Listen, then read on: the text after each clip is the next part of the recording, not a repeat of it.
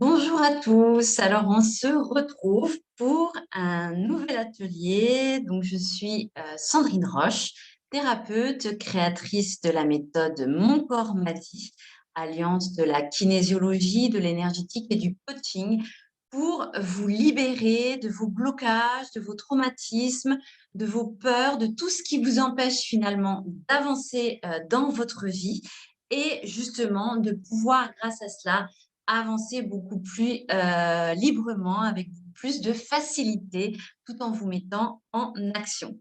Je propose également en ces temps de fête donc des bons cadeaux, l'occasion d'offrir à l'un de vos proches une de mes séances qui dure 2 heures pour un prix de 65 € et avec un compte-rendu écrit que j'ai à cœur de transmettre de manière justement à toujours vouloir vous faire progresser et dans le temps avec ce support justement écrit, puisque 2 heures d'échange, des fois, on peut avoir peur et même du coup oublier certaines choses puisque c'est dense, hein, ce que j'ai à vous transmettre et ce que je canalise pour vous. Donc voilà, c'est pour ça aussi que j'ai à cœur de vous remettre ce compte-rendu écrit que j'envoie par mail, mais que je peux également envoyer par courrier si vous le souhaitez.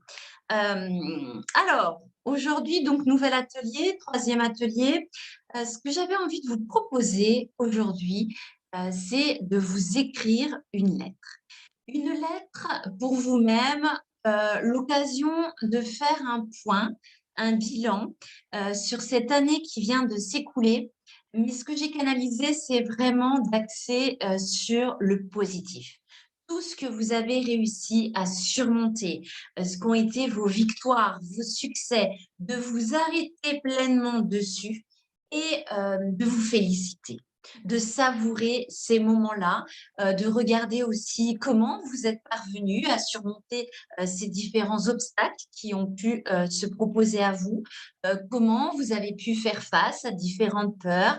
Est-ce que vous avez pu, par rapport aux objectifs que vous aviez posés l'année d'avant, réussir à les atteindre? Qu'est-ce qui vous manque pour les atteindre? Euh, et quels ont été les points importants? Est-ce que vous avez réussi à mobiliser des forces dont vous ne pensiez pas être en mesure de les avoir, hein, de ces potentialités-là qui se sont éveillées chez vous? Voilà, c'est vraiment de revenir sur cette année et d'axer sur ces moments forts, ces moments où votre chemin a pu progresser, où vous avez pu travailler sur vous-même, où vous avez senti que vous avez avancé et peut-être avez-vous pu décrocher un nouveau contrat, un nouvel emploi, faire de belles rencontres, rencontrer peut-être l'amour de votre vie cette année.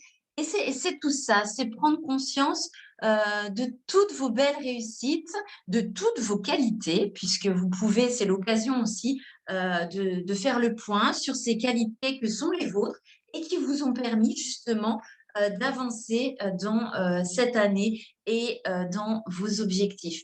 Alors, je vous aurais dit à un moment donné d'éventuellement de projeter ce que vous désireriez pour l'année prochaine. Mais vraiment, là, on m'a dit, ah non, non, Sandrine, là, c'est vraiment l'occasion de se souvenir et de se centrer sur ces moments-là pour être davantage.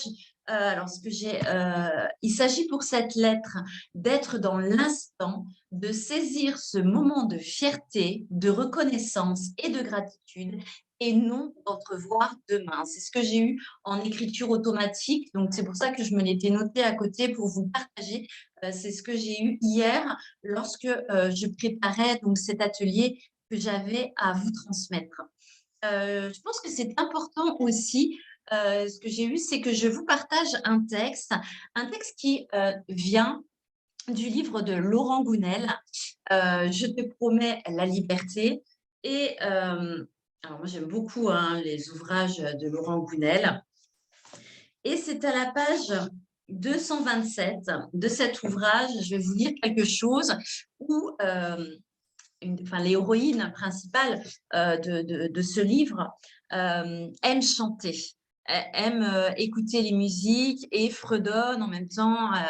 Et donc, je vais vous partager ce petit texte, je vous expliquerai plus. Ce soir-là, il resta au piano après le départ du dernier client et moi, je l'écoutais. Soudain, il reprit l'un des airs chantés par Paloma, un air que je fredonnais souvent seul sous la douche. Il dut voir mes lèvres se mouvoir malgré moi, car il m'invita d'une main à venir sur scène. Sur le moment, je ne compris pas son invitation.